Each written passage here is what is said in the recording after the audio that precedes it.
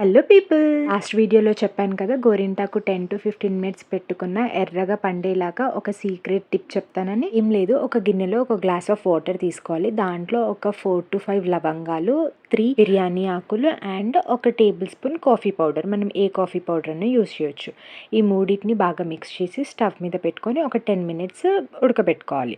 అది బాయిల్ అయిపోయిన తర్వాత, మొత్తం కూల్ డౌన్ అయిపోయిన తర్వాత స్ట్రెయిన్ చేసుకోవాలన్నమాట. ఇంకో దాంట్లోకి జల్లెడ పట్టుకోవాలి. ఇది ఎలా యూస్ చేయాలంటే, ఒక మిక్సీ జార్లోకి మనము గోరింటాకు ఆకులు తీసుకుంటాం కదా, గోరింటాకు ఆకులు అండ్ ఒక ఫుల్ లెమన్ అనమాట, చిన్న చిన్న పీసెస్గా కట్ చేసుకుని లోపల ఉన్న సీడ్స్ తీసేసేయాలి. అండ్ ఒక 2 టేబుల్ స్పూన్ షుగర్, ఇందాక మనం స్ట్రెయిన్ చేసుకున్న వాటర్ ఉంది కదా, అది కొంచెం కొంచెంగా యాడ్ చేసి మంచిగా మిక్సీ పట్టేసుకోవాలి. ఇట్లా స్మూత్ పేస్ట్ లాగా అవ్వాలన్నమాట. అండ్ స్ట్రెయిన్ చేసుకున్న వాటర్ మిగిలిపోతుంది కదా, అది పడేయకుండా మనం గోరింటాకు చేతిలో పెట్టుకుంటాం కదా, అది కొంచెం డ్రై అవుతున్నప్పుడు ఆ వాటర్ తోటి మనం వెట్ చేసుకోవాలన్నమాట. ఇంకో టిప్ ఏంటంటే, నేను ఇది యూట్యూబ్లోనే చూసాను. చేతులకి గోరింటాకు అప్లై చేసుకునే ముందు మెంతో ప్లస్ బామ్, మూవ్ అలాంటివి ఉంటాయి కదా, అవి చేతులకు అప్లై చేసుకుని తర్వాత గోరింటాకు పెట్టుకుంటే ఇంకా ఎర్రగా పండుతుందంట.